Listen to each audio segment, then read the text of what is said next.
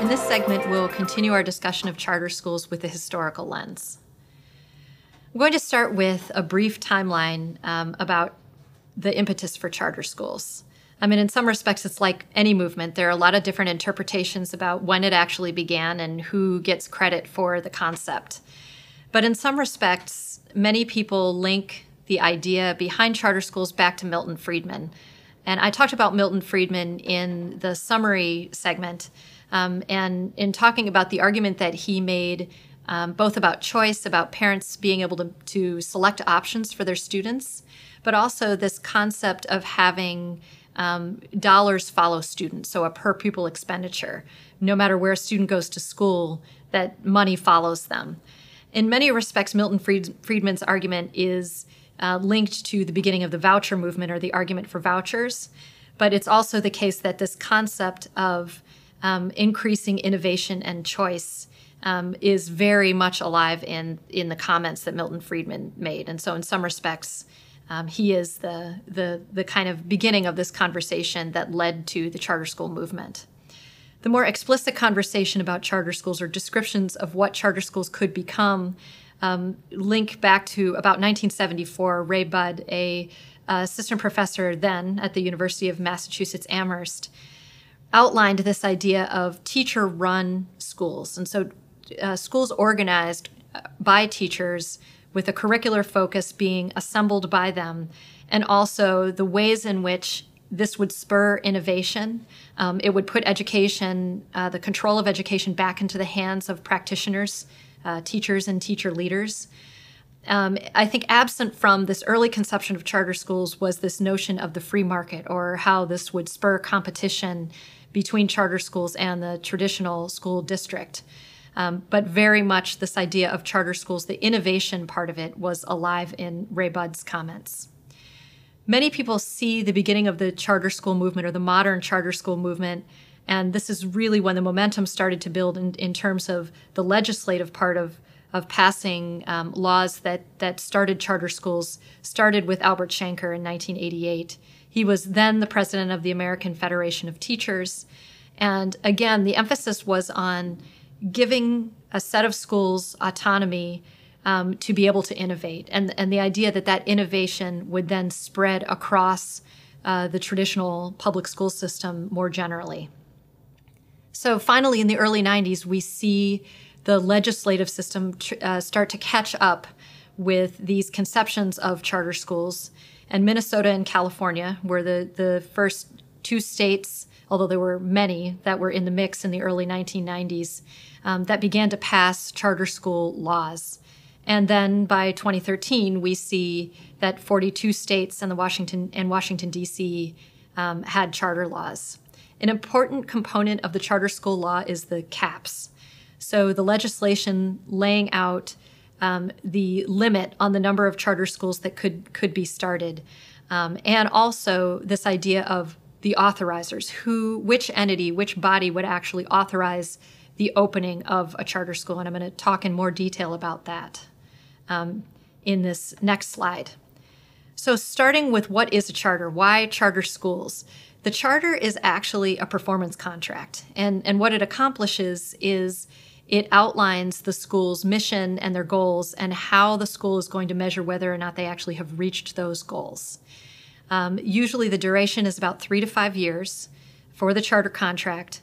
And the concept behind the charter contract was the authorizing entity could use this contract to make decisions about when to close charters. And so coupling this idea of higher levels of autonomy, higher levels of innovation with a contract that would establish accountability for the school being closed if it didn't meet its goals. The charter authorizers landscape is really interesting in the United States because states have given different entities the right to authorize and sort of control charter schools.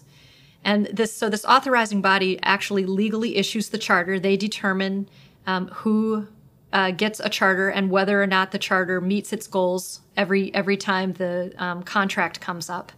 And these bodies really vary by state. So we see in some states, local districts are the authorizers. In some, it's the State Board of Education. And in others, it's state commissions of a group of stakeholders that are brought together on behalf of the state or the district, or universities, nonprofits, etc. So now turning to the number of students enrolled in charter schools. So how prevalent are these in the United States? I'm going to show you a couple of different graphs that summarize this. And it's complicated, again, given the local control nature of education in the United States. But what this graph essentially shows you is it is the case that charter schools are on the rise and that it's a significant increase in terms of the number of students that are enrolled in charter schools. When we look at the actual percentage of students enrolled in charter schools, you can see that in aggregate, it's a relatively low percentage. And so around 5% if we look across the United States as a whole, around 5% of students are enrolled in charter schools. But what this masks is the fact that in certain localities, the percentage of students in charter schools is actually much higher. So if you look at New Orleans, for instance, which is a majority charter school system since Hurricane Katrina, and a system that's moving towards 100% charter school system, this 5% masks that in entities in local areas like that, there actually is a much higher percentage of students enrolled in charter schools. Whereas in some states that don't have charter laws or have very restrictive charter laws, this could be as low as 1% of students or less than 1% of students enrolled in charter schools. So there's a lot of variation on this. So if we look in terms of the current setting, or in 2014, what we see is that nationally there are about 6,400 charter schools, about 2.5 million children. Again, 42 states have charter laws in place.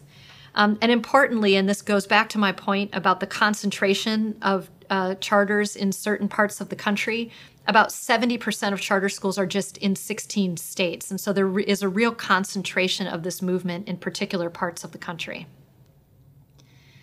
So another question that people often ask is about the composition of charter schools.